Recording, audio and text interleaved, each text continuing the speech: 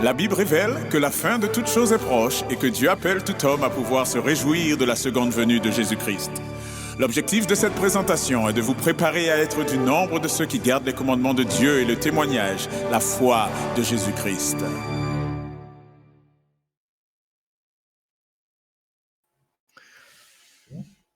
Notre Dieu, notre Père, nous te sommes infiniment reconnaissants pour la journée de sabbat que tu nous permets de passer, pour la vie que tu nous accordes jusqu'à présent et ces différents moments que tu nous permets de passer ensemble autour de ta parole, autour de la nourriture physique que tu nous as permis, que tu as permis d'être à certains parmi nous de pouvoir prendre cet après-midi, et nous nous retrouvons à nouveau autour de ta parole, Père. Nous te demandons d'être avec nous par ton esprit afin que tout soit fait pour te rendre la gloire qui t'est due et que ce moment soit dirigé par toi. Merci pour tes méfaits et pour ta grâce, et que tu sois avec nous et que tu puisses mener toutes choses afin que ta volonté se fasse et que la gloire te revienne à toi, Père. C'est au nom et par les mérites de ton Fils bien-aimé Jésus que nous t'avons prié. Amen.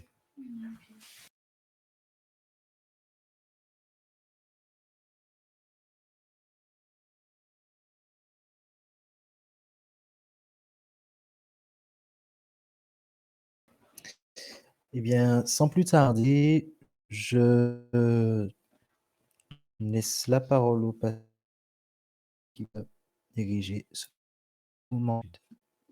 Bonne écoute à tous.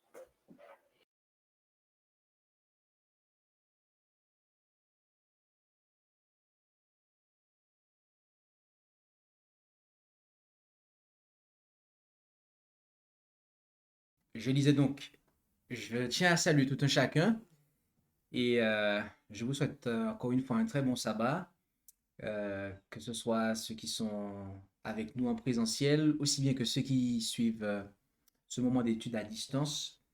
Et nous allons, la prière ayant déjà été faite, nous allons bien pouvoir commencer l'étude. Et cette deuxième partie de notre étude sur Jean 15. Nous avons fait la première partie il y a quelques semaines de cela, et le séminaire est passé, et d'autres choses sont passées aussi, qui font que nous revenons sur la deuxième partie pour effectuer la deuxième partie aujourd'hui. Et, et donc, nous allons lire ce que nous avons déjà considéré jusqu'à présent. Nous allons revenir en arrière. Nous étions arrêtés, nous avions laissé le verset 7. On va reprendre. Je suis le vrai cep et mon père est le vigneron. Il retranche tout sarment en moi qui ne porte point de fruit, et il émonde tout sarment qui porte du fruit, afin qu'il porte encore plus de fruits. Vous êtes déjà nets à cause de la parole que je vous ai annoncée, a dit le Seigneur. Et demeurez en moi, et moi je demeurerai en vous. Comme le sarment ne peut porter du fruit de lui-même s'il ne demeure au cep, vous non plus si vous ne demeurez en moi. Je suis le cep et vous les sarments. Celui qui demeure en moi et en qui je demeure porte beaucoup de fruits, car sans moi vous ne pouvez rien faire. Si quelqu'un ne demeure pas en moi, il est jeté dehors comme le sarment et il sèche. Puis on ramasse les sarments et on les jette au feu et ils brûlent. Amen. Donc, nous nous étions arrêtés là dans l'étude, et j'aimerais rappeler en image de quoi il s'agit. Voilà. Donc, lorsqu'on parle du cep et du sarment, donc il s'agit pour la vigne. On parle dans le jargon ici de la vigne. Et donc, le cep, il porte les sarments, et les sarments, justement, eh bien, ils sont attachés au cep et ils donnent en fait, pour ainsi dire, la vie, ils transmettent les nutriments aux grappes de raisin. Ok. Euh, nous allons euh, donc continuer avec le verset 7. Si vous demeurez en moi, a dit le Seigneur. Donc le Seigneur est le vrai cep. On a vu que la fois précédente, le vrai ne signifie pas que les autres sont des faux, mais le vrai signifie l'original. D'accord? C'est l'origine. Et donc, il veut qu'on soit attaché et qu'on demeure en lui, celui qui est l'origine. Et il dit, donc, si vous demeurez en moi et que mes paroles demeurent en vous, vous demanderez tout ce que vous voudrez et vous l'obtiendrez. Voilà ce que nous dit le verset 7. Et le fait de demeurer ici est quelque chose de réciproque. Et on voit cela au, au verset 4, on l'a déjà vu, je vous fais un petit rappel. Euh, le Seigneur dit, demeurez en moi et moi je demeurerai en vous. Donc c'est quelque chose qui est réciproque. Okay? Lorsque les hommes demeurent en Christ, eh bien Christ à son tour, il habite en eux et les hommes deviennent alors participants de la nature divine. Et Paul parle de cela, Pierre, devrais-je dire, il dit Paul, mais Pierre parle de cela dans la deuxième épître de sa lettre. Il parle des précieuses promesses par lesquelles nous ont, donc justement,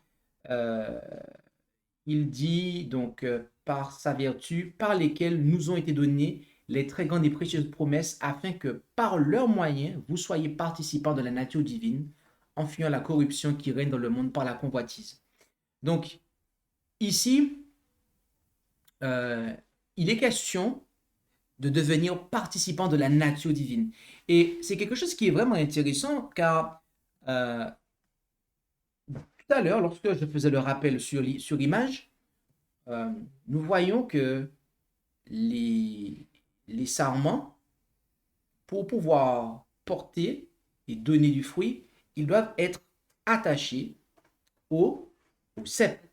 D'accord? Et qu'est-ce qui se passe? Qu'est-ce que le cep transmet au sarment? La sève, tous les nutriments qu'il convient en fait. Donc, il participe à la nature de l'arbre en fait. Okay? On ne va pas avoir un sarment, donc d'un cep de cep de vigne, qui va produire en fait des pommes. Parce que il est attaché, il demeure attaché à un cep de vigne, donc il va transmettre de quoi produire de la vigne. Okay? Et bien c'est pareil en matière de christianisme, plus précisément avec le Christ. Eh bien, si on habite, on demeure en lui, que lui-même demeure en nous, et bien à ce moment-là, on devient participant de la nature divine. C'est-à-dire que nos pensées s'identifient tellement à la volonté divine qu'elles ne font que des demandes. Nous allons penser des choses qui vont être en accord avec sa volonté, et donc nos demandes de prière, en prière tout particulièrement, eh bien, seront en harmonie avec la volonté de Dieu. Et donc c'est pour ça que il nous dit que si vous demeurez en moi et que mes paroles demeurent en vous, donc vous recevez la vie qui vient de moi, vous êtes participant de ma nature, vos pensées s'identifient à ma volonté, et bien à ce moment-là, lorsque vous priez, c'est en accord avec la volonté de Dieu, et donc vos prières sont accomplies. D'accord? Le Seigneur pourra, Dieu le Père pourra exaucer nos prières. Et donc, voilà. Et donc, on voit cela aussi confirmé en 1 Jean 5, verset 14, où il est dit, et la confiance que nous avons en lui, c'est que si nous demandons quelque chose selon sa volonté, il nous exauce. D'accord? Donc, voilà, les choses sont bien déclarées et sont bien dites.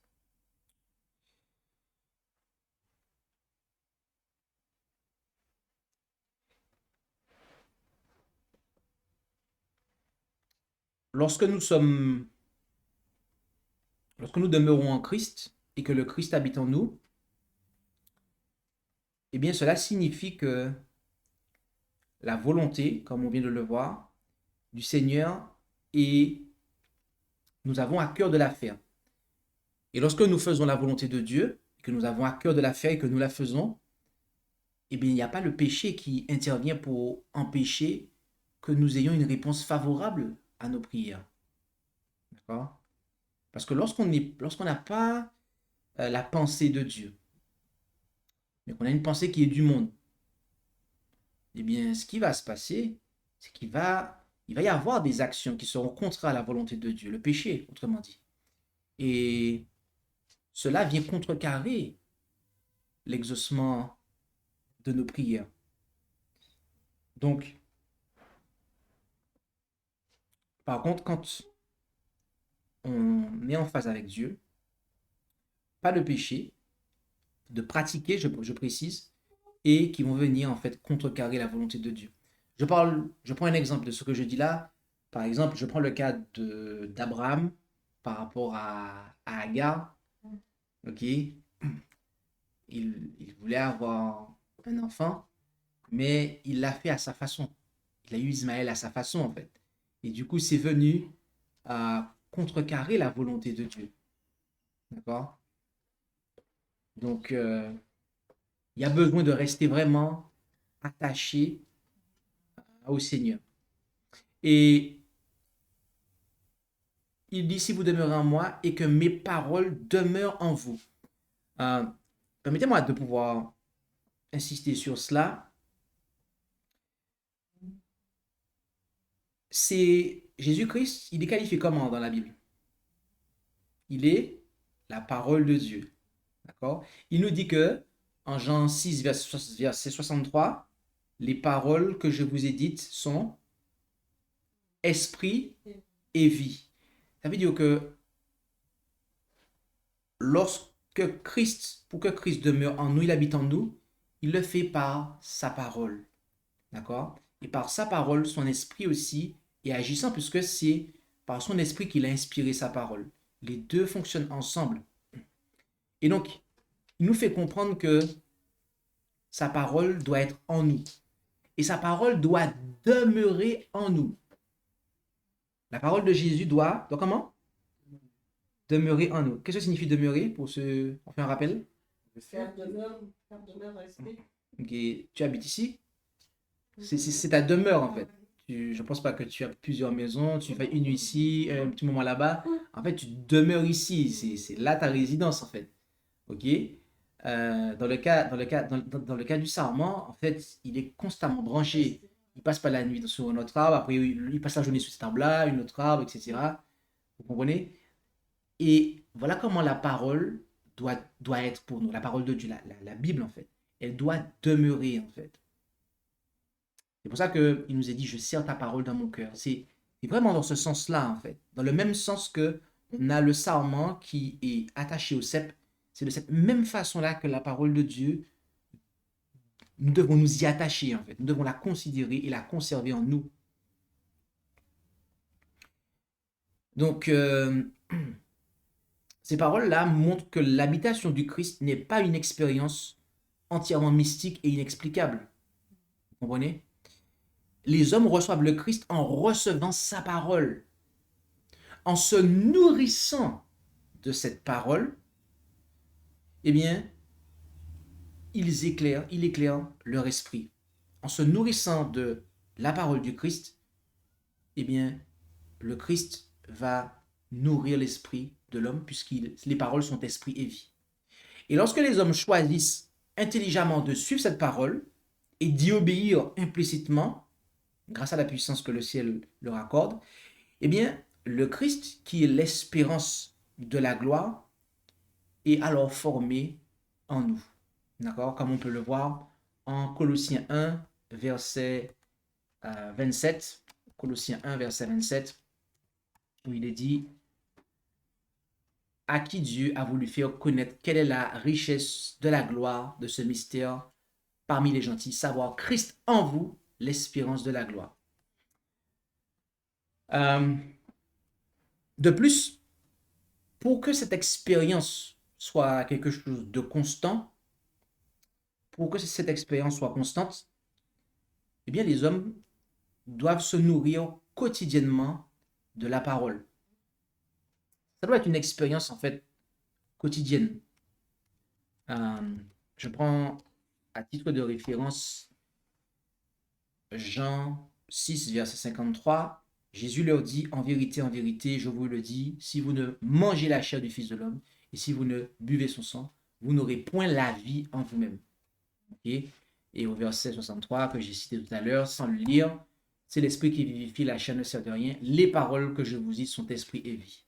Et en Matthieu 4, verset 4, Jésus déclare que l'homme ne vivra pas de pain seulement, mais de toute parole qui sort de la bouche de Dieu. Amen. Donc, nous voyons que c'est quelque chose qui est quotidien. Nous devons quotidiennement nous nourrir de cette parole. Cette parole doit demeurer en nous. Il y en a qui sont, sauf erreur de ma part, ils sont des boulimiques. Il y a des gens qui sont boulimiques. Ils mangent, puis après ils se font vomir en fait. Ce comportement-là, est-ce que la nourriture demeure en nous? Est-ce que la nourriture, en fait, on a le temps de l'assimiler, en fait? Vous comprenez? Non. Et on doit faire attention, en fait, aussi à ne pas être des boulimiques spirituels. Des fois, on consomme une grande quantité, on se remplit le cerveau, mais on n'a pas le temps d'assimiler, en fait, des choses. On assimile des connaissances intellectuelles de la parole de Dieu, mais au final de compte, il y a rien qui reste en fait. Il n'y a pas une nourriture qui a lieu. Ok? Et en réalité, en matière de diététique, lorsqu'on mange en fait une trop grande quantité de nourriture que le corps ne peut pas supporter, eh bien, ce qui se passe, c'est que le corps envoie ça. Vous comprenez? Donc, c'est pas conservé. Donc, voilà. Donc, revenons à la métaphore du cep et du sarment. C'est quotidien. On doit demeurer quotidiennement dans la parole. Jour et nuit, effectivement. Le soir, comme dit le psalmiste, je médite ta parole sur ma couche. Donc, du coup, voilà. On va continuer avec le verset 8. Donc, on a dit, si vous demeurez en moi et que mes paroles demeurent en vous, vous demanderez tout ce que vous voudrez et vous l'obtiendrez. Pourquoi? Parce que ce qu'on va demander, faites en accord avec la volonté de Dieu. Ok?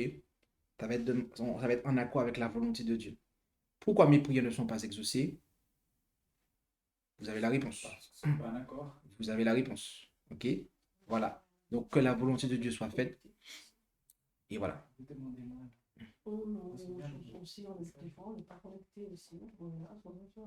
Ok? Donc, on va continuer avec le verset 8. Mon Père sera glorifié si vous portez beaucoup de fruits et vous serez mes disciples. Amen. Voilà ce que le Seigneur nous déclare. Mon Père sera glorifié si vous portez beaucoup de fruits et vous serez mes disciples.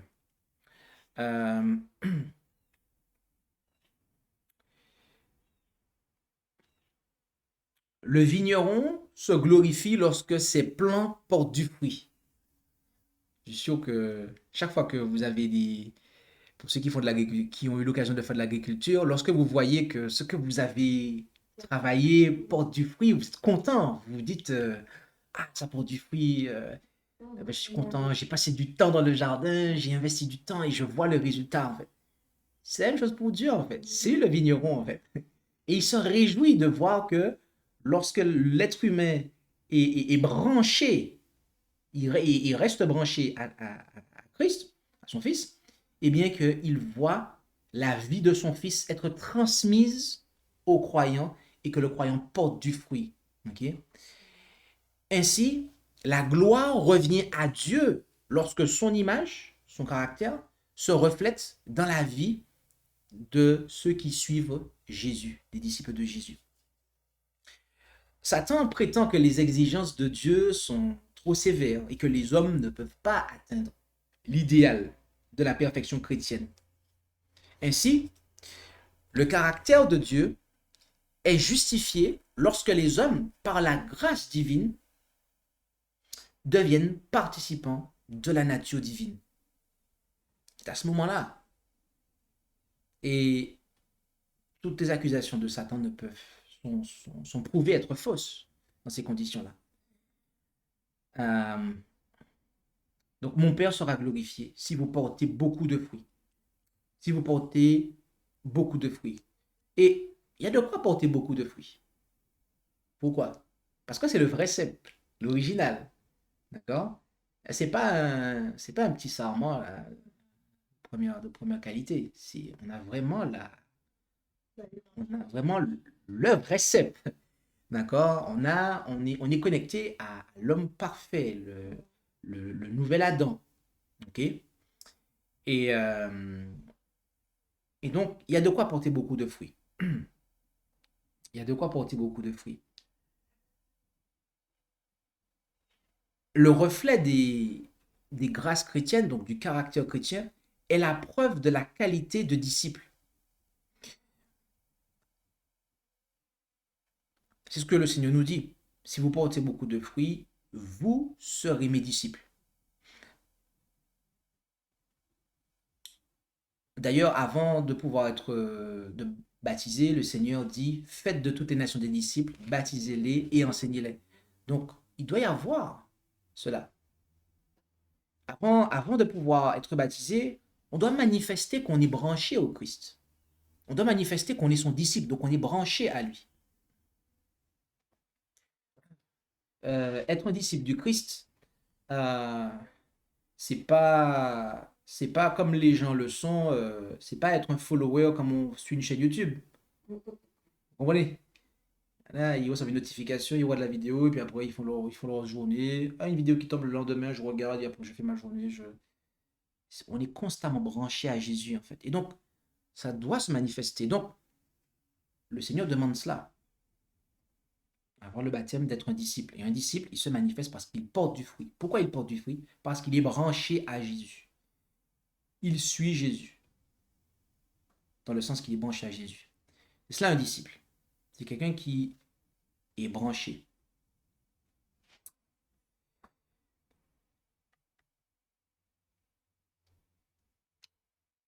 Donc je disais donc que le reflet des grâces chrétiennes est la preuve de la qualité de disciple. Sans un lien vital avec le Christ, il est impossible de produire les fruits de la justice. Impossible, bien-aimé. Donc, voilà ce qu'il en est. Mon Père sera glorifié si vous portez beaucoup de fruits et vous serez mes disciples. Verset 9. Comme mon Père m'a aimé, je vous ai aussi aimé. Demeurez dans mon amour. C'est ce qu'on peut lire au verset 9. Comme mon Père m'a aimé, je vous ai aussi aimé. Demeurez dans mon amour. L'Écriture nous parle, et même dans l'Évangile selon Jean, on voit que lors du baptême de Jésus, le Père a dit, celui-ci est mon Fils bien-aimé en qui j'ai mis toute mon affection. Et on le voit à de nombreuses reprises. Chapitre 3, verset 35, chapitre 5, verset 20, chapitre 10, verset 17, et chapitre 17, verset 24.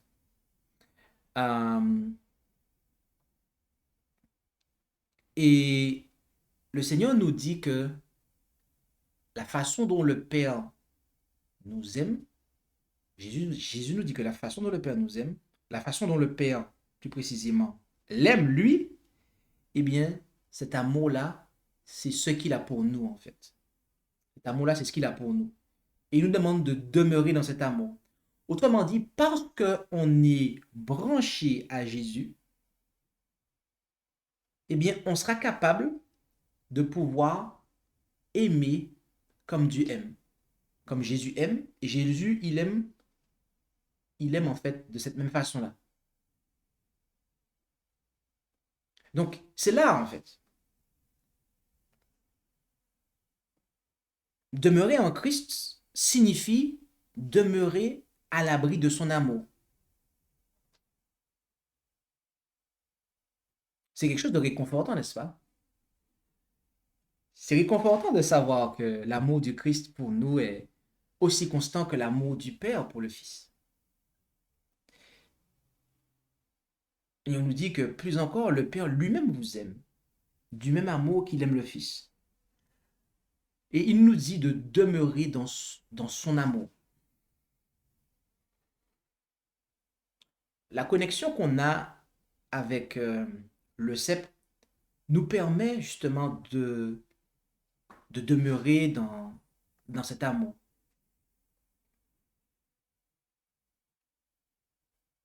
Et qui dit qu'on demeure dans cet amour, dit qu'on va pouvoir aussi, eh bien, le manifester aux autres. Pour se poser la question, je n'arrive pas à aimer. Je n'arrive pas à me comporter d'une façon qui est empreinte d'amour. Eh bien, justement, le secret d'une telle chose, c'est dans un enracinement en Christ. Au verset 10, il est dit, si vous gardez mes commandements, vous demeurerez dans mon amour, comme j'ai gardé les commandements de mon Père et je demeure dans son amour. On a vu quoi tout à l'heure? Que si on est disciple du Christ, qu'est-ce qui va se passer au verset 8? Mon Père sera glorifié si vous portez beaucoup de fruits et vous serez mes disciples. D'accord? Et là, il nous dit que si vous gardez mes commandements, vous demeurez dans mon amour. Donc, ici, l'obéissance manifeste que on demeure en Christ. Donc, ici, on comprend c'est quoi le secret de l'obéissance. C'est quoi le secret d'une vie sans péché? Ok? On comprend c'est quoi? C'est le fait de demeurer en Jésus et de le laisser habiter en nous par sa parole. On comprend ces choses maintenant. Donc, si vous gardez mes commandements, vous demeurerez dans mon amour. D'accord?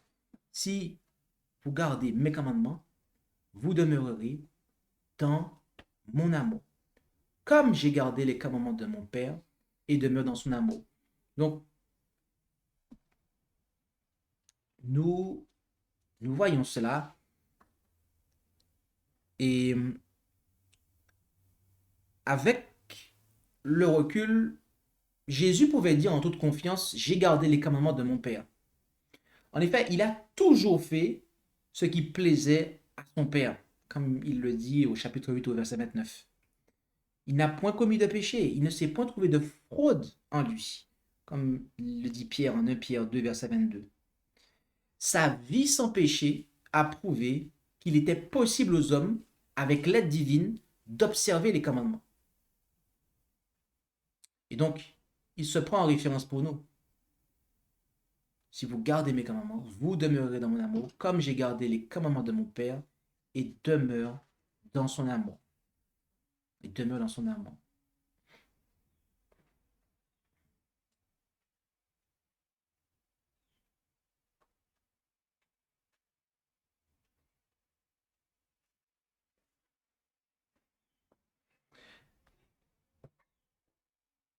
On va continuer avec le verset 11.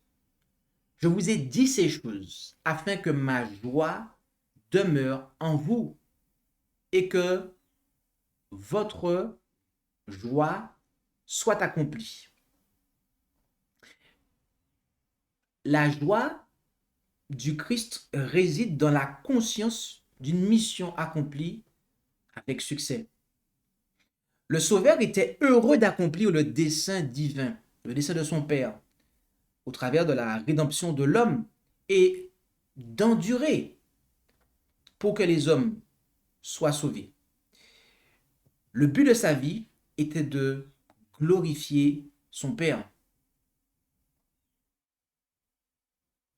Et donc, il nous invite à ce qu'il en soit de même pour nous. Je vous ai dit ces choses afin que ma joie demeure en vous et que votre joie soit accomplie. Le secret d'une vie heureuse, alors, je vous pose la question. Si vous avez suivi ce que nous venons de dire là, le secret d'une vie heureuse, c'est quoi en fait? C'est une vie en Jésus. Une vie en Jésus. Une vie où on se plaît à faire la volonté de Dieu. C'est le secret de la vraie joie en fait. Il n'y a pas de vraie joie en dehors de Jésus. Au pire des cas, c'est quelque chose qui serait éphémère. Mais en réalité, il n'y a pas de vraie joie en dehors de Jésus, en dehors de l'obéissance. Et des fois, les gens pensent qu'en vivant dans la transgression, ils seront heureux, ils seront plus heureux que s'ils faisaient la volonté de Dieu, ils restent dans le Seigneur. Ils aiment un petit peu le piment, mettre du piment dans leur vie, et puis ils pensent que ça va être mieux. Et après, ça les brûle, effectivement. Je vous ai dit ces choses afin que ma joie demeure en vous et que votre joie soit accomplie. Jésus veut que notre joie soit parfaite. Donc, lorsqu'il nous dit ça, il a envie de nous voir heureux, en fait. Il faut comprendre que Dieu et Jésus, c'est la même chose. C'est notre bonheur, en fait, qu'il veut. Lorsqu'il nous donne ses commandements, lorsqu'il nous présente sa volonté et lorsqu'il nous donne son Fils, tout le plan du salut, en fait, c'est vraiment notre bonheur que le Seigneur veut. Et beaucoup de gens arrivent difficilement à voir le bonheur au travers de l'obéissance. On voit plutôt ça comme une contrainte. Mais c'est que on a une mauvaise conception des choses. On a une mauvaise conception des choses, en fait. Car, voyez-vous, la grappe de raisin ne peut pas avoir sa couleur si plaisante à l'œil si elle ne reste pas attachée, vous comprenez? Si son sarment qu'il apporte n'est pas attaché au cep. Il ne peut pas y avoir toute cette saveur qu'on apprécie si il n'y a pas une fidélité du sarment au cep. Donc, de même, il ne pourra pas y avoir un goût et une joie, en fait, dans notre vie si on ne reste pas constamment attaché à Jésus, qui est le vrai cep. Donc, c'est pour ça que la vraie joie est là, en fait.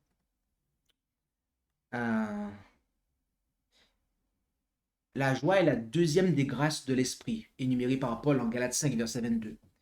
La vraie joie ne se trouve pas dans les rires bruyants ou dans l'excitation étourdissante causée par les plaisirs superficiels du monde. Le chrétien trouve sa joie en se reposant dans l'amour du Christ, dans les victoires remportées et dans le service désintéressé de l'humanité. Il y a plus de bonheur à donner qu'à recevoir. La joie atteindra son plus haut degré de réalisation dans le monde à venir. Mais un haut degré de joie peut être expérimenté ici-bas par ceux qui demeurent en Christ. Amen. Donc, nous allons continuer avec le verset suivant. On va continuer avec le verset suivant où il est dit: mon commandement, c'est que vous vous aimiez les uns les autres comme je vous ai aimé. Mon commandement, c'est que vous vous aimiez les uns les autres comme je vous ai aimé.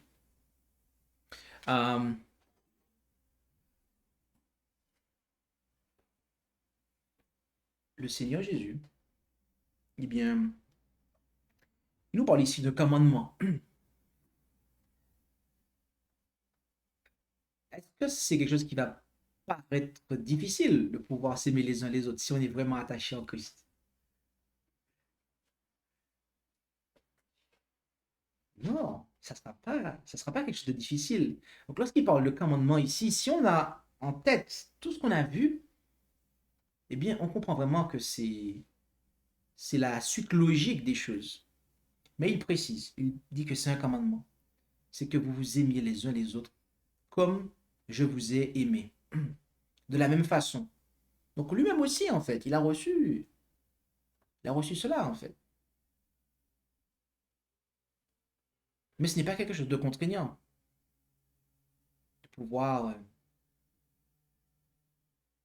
nous aimer, s'aimer les uns les autres. Donc là encore, si c'est quelque chose qu'on trouve qui est contraignant, eh bien,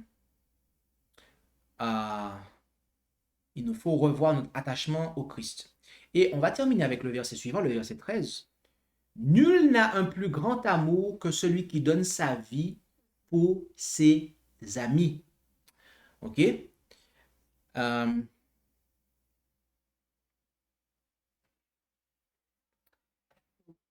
Alors, ici,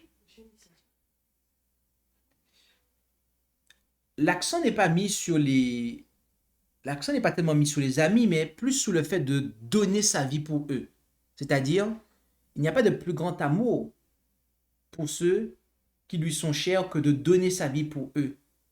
Et c'est l'amour que vous trouvez en moi, ce qui nous fait comprendre en fait.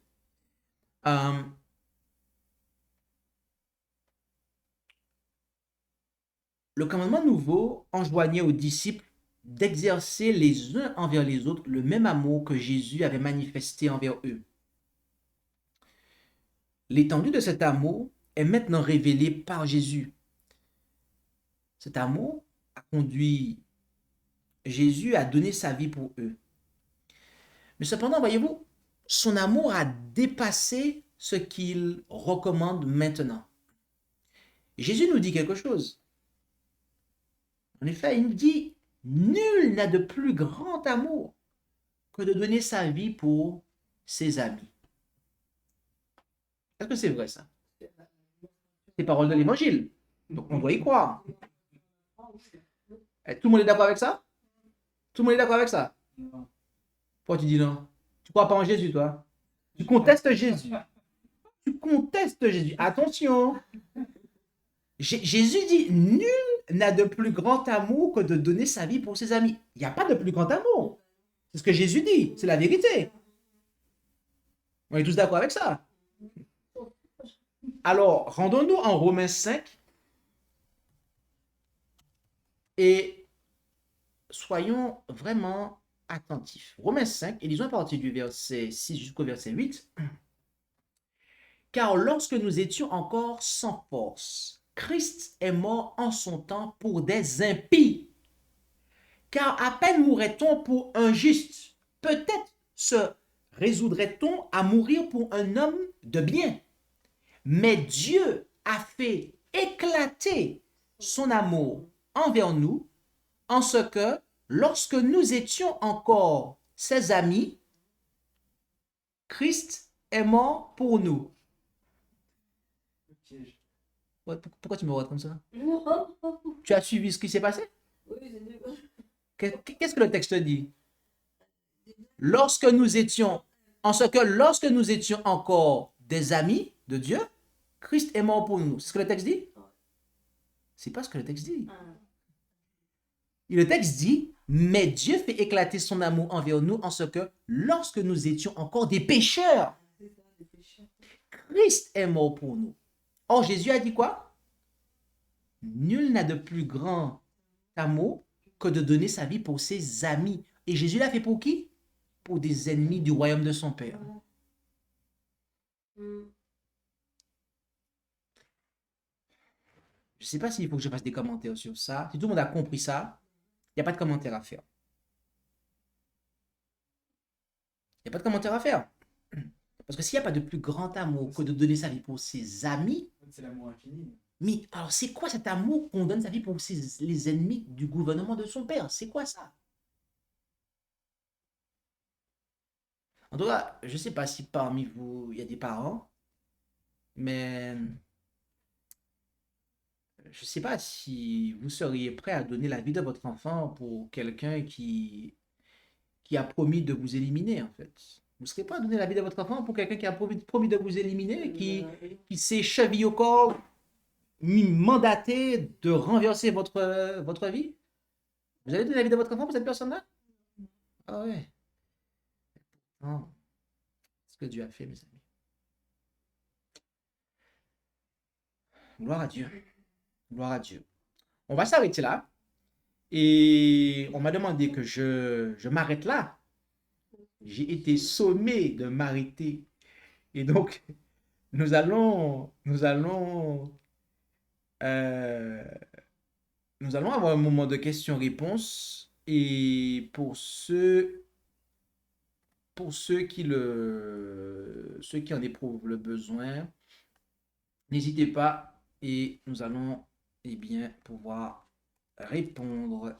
Si vous avez des questions par rapport à l'analyse que nous avons faite du verset 7 jusqu'au verset 13, n'hésitez pas à pouvoir bien poser vos questions. C'est le moment.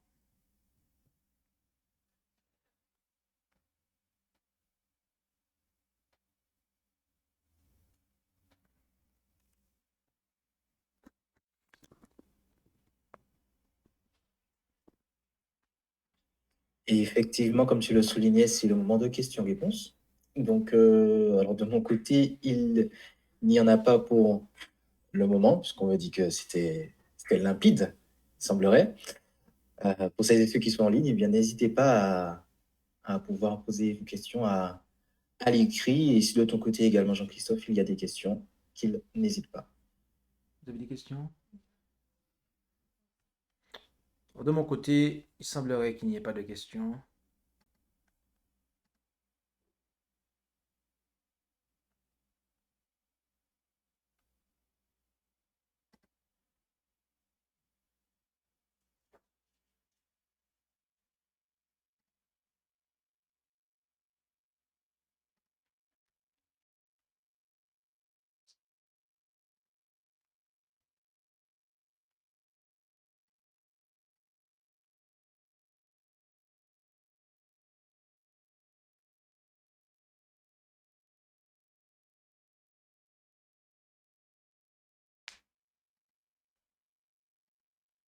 Eh bien, il semblerait qu'il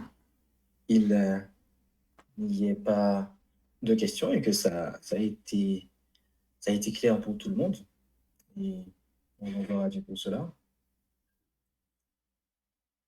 Bien,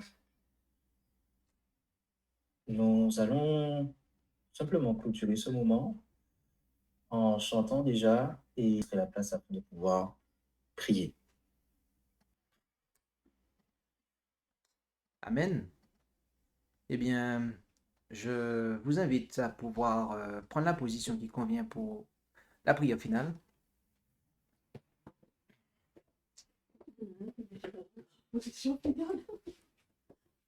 Et prions. Notre Dieu, notre Père Céleste, nous voulons te remercier pour ton amour infini que tu nous as manifesté dans le don de Jésus, ton Fils. Et tu nous instruis quant au fait que si nous demeurons en toi, ce que nous allons permettre à ton Fils Jésus, par son esprit, par sa parole, de demeurer en nous y attachant et en nous y conformant, eh bien, nos prières seront exaucées, que notre joie sera complète et que nous serons en mesure de pouvoir aimer comme tu aimes. Et nous porterons beaucoup de fruits. Les fruits de l'obéissance, des fruits de la justice. Aide-nous à comprendre ces choses, Père Céleste. Aide-nous à les expérimenter au quotidien, afin que nous soyons tes disciples, que nous le restions jusque dans l'éternité. Et c'est la prière que nous t'adressons au nom de Jésus. Amen.